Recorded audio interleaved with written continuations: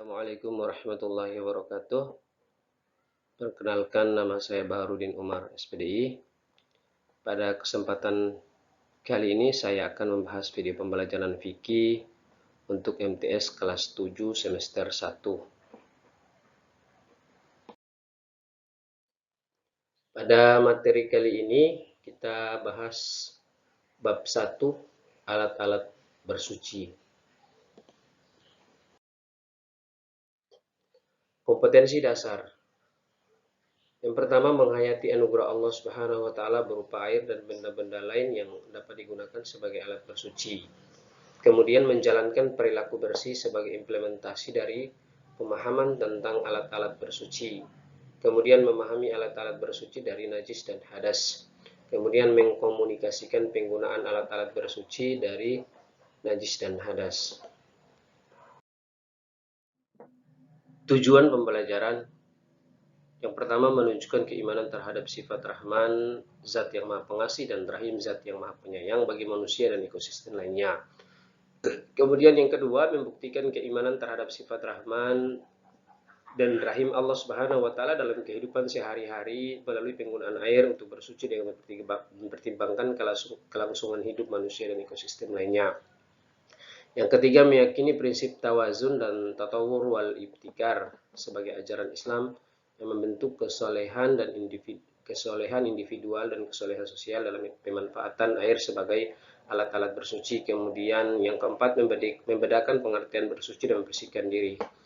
Kemudian menyimpulkan dasar-dasar hukum bersuci berdasarkan ayat-ayat dan hadis, dan membedakan jenis-jenis air yang dapat digunakan untuk bersuci ditinjau dari pembagiannya. Kemudian menentukan berdasarkan penilaian tentang jenis-jenis air yang dapat digunakan untuk bersuci ditinjau dari kedudukan hukumnya. Kemudian mendemonstrasikan berpikir analogis kias sebagai metode untuk menentukan benda-benda selain air dan batu sebagai alat bersuci. Kemudian membuat kesimpulan tentang benda-benda selain air dan batu yang dapat digunakan untuk bersuci. Bersuci. Pengertian bersuci. Bersuci dalam bahasa Arabnya disebut dengan toharah.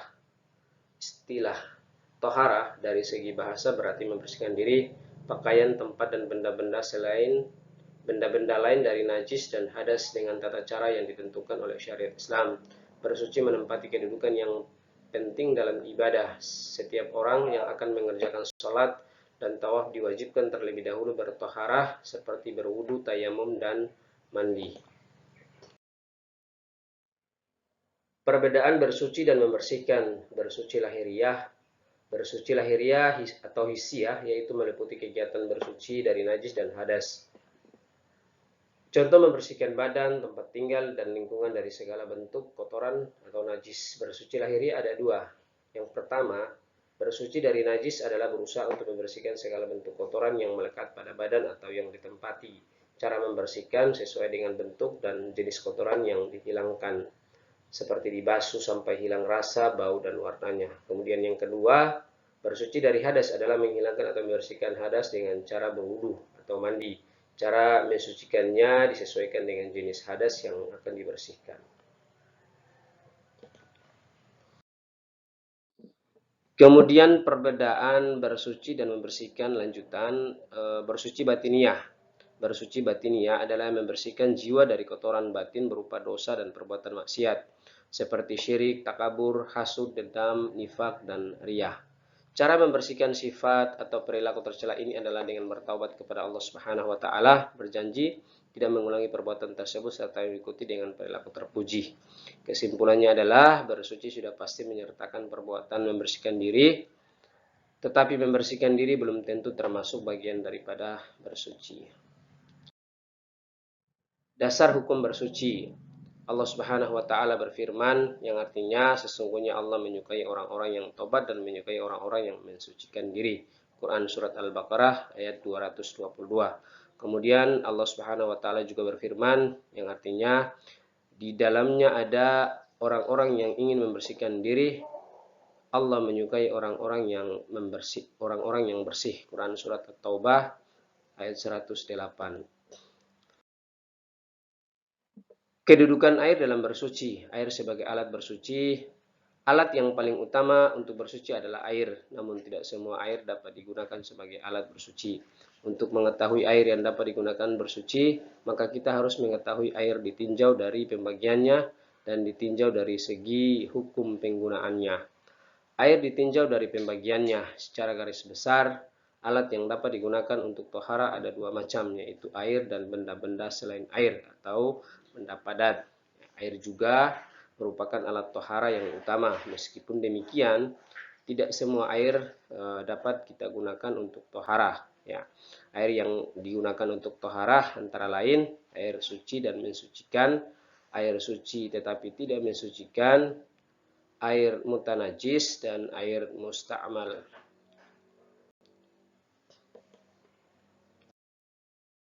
Benda-benda bersuci selain air, yakni benda padat.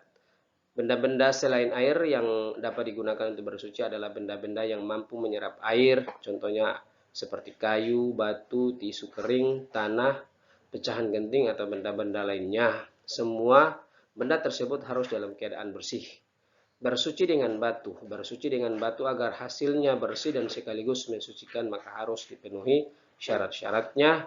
Yang pertama menggunakan 3 buah batu, yang kedua batu yang digunakan dapat membersihkan, kemudian yang ketiga belum mengering, keempat belum berpindah, kelima tidak bercampur, keenam tidak meluber, ketujuh batu dalam keadaan tidak basah, yang kedelapan batu dalam keadaan suci.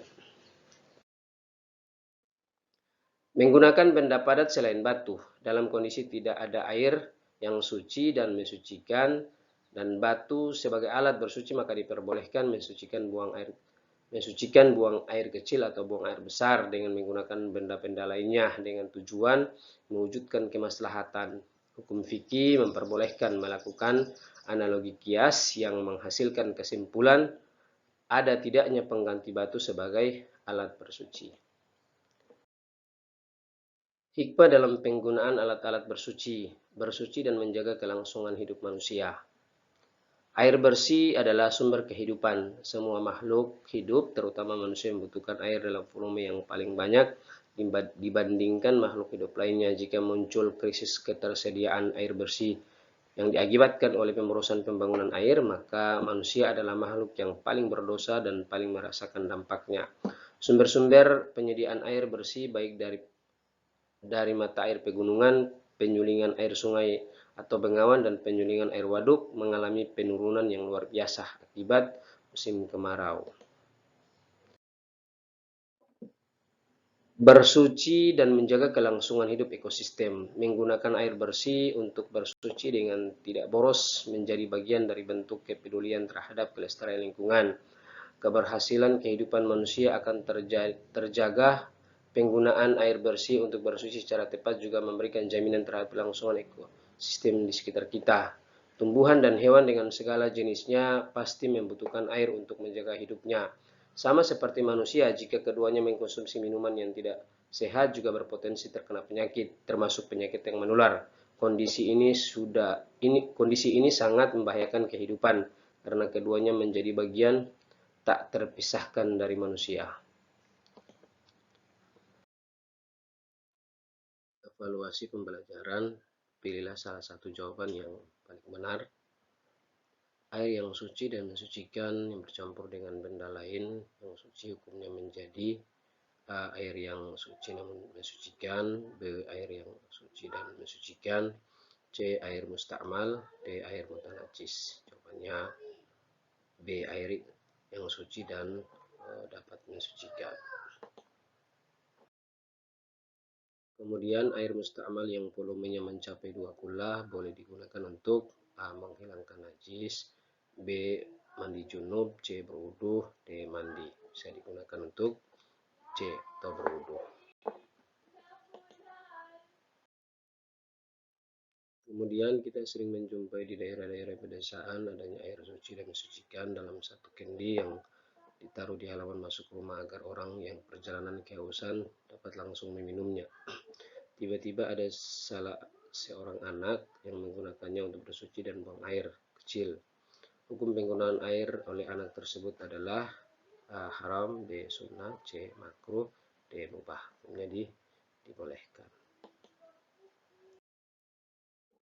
Kemudian untuk evaluasi 2, dalam perjalanan ke Jakarta dengan pesawat terbang, Adiana buang air besar, tidak ada air di toilet pesawat kecil kecuali tisu yang tersedia. Ia menjadi bingung karena menurutnya hanya air yang dapat digunakan untuk bersuci. Fitriotuna sedang mengikuti perkemahan di hutan yang cukup gersang. Ia kesulitan menemukan air untuk mensucikan kotoran yang menempel di tubuhnya dari sisa berak yang masih melekat. Ia mencari-cari batu dan menengok sekelilingnya untuk bersuci, namun tidak menemukan, hanya daun kering dan kayu yang banyak berserakan. Ayo kita carikan penyelesaiannya. Apakah benda-benda padat selain batu dapat digunakan sebagai pengganti? Jika boleh, apakah kriteria yang harus terpenuhi?